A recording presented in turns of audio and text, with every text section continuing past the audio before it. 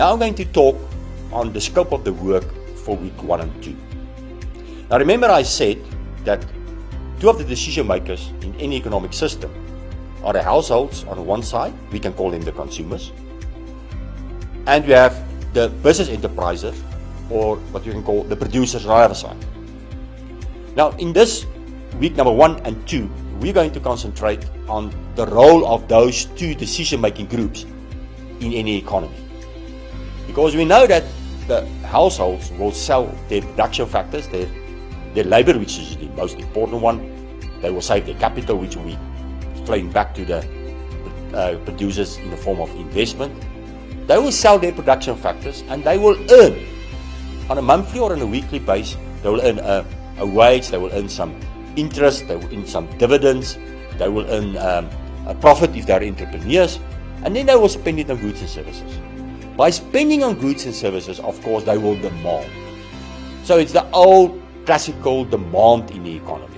So we look at the demand curve, the law of demand, and then the price elasticity of demand. Just as an example, it's so important today that in your situation, and you have customers, to know what is the demand of your customers to your product. You must be able to know what's the elasticity of that demand to your curve. Right? Let's take something like petrol. If the government increases the price of petrol, right, or if the market increases the price of petrol, it's normal, not the government themselves in South Africa, it's the market. So the oil price and the exchange rate determines the price of petrol. The government only have a regulation job. But if petrol increases, right, we know that the demand for petrol will not decrease in the same manner. For instance, the price of petrol increases by 10%. We know that the demand for petrol will decrease. So people will start to go together in lift clubs, drive less, etc. But normally that demand will decrease by, let's say, only 2%. So then it's inelastic. Right? Elastic will be the opposite. Right? If the prices of television goes up by 10%, right, sellers of televisions normally realize that they will lose their sales and the demand will decrease by 15%. Because people are very price sensitive, so I'm not going to buy that television, I'm going to wait. It's not a necessity. So that's demand and supply. That's on the demand part. When we talk about what is demand, the law of demand, if prices increase, people tend to demand less and they tend to buy less.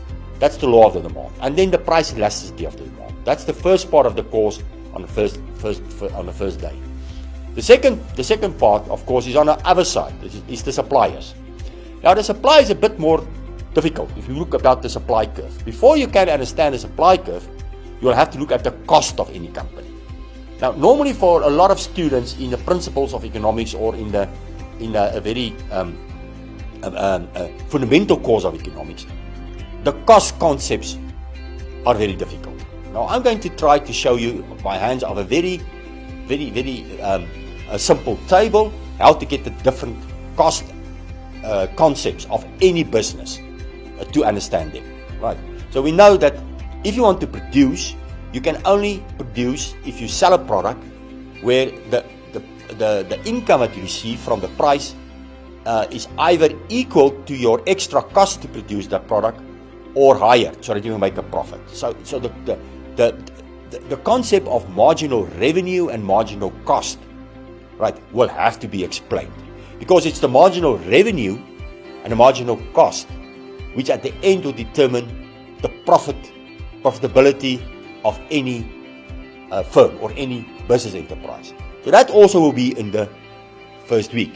The demand, the supply, the demand elasticity, the supply elasticity, all the concepts of an enterprise, and then of course its point where he know he's making a maximum profit. Because the drive of any company, if they produce, if they sell, the drive of that is to make a maximum profit, giving its inputs, giving its constraints, etc. So this is what we're going to do in week 1 and week 2. Thank you.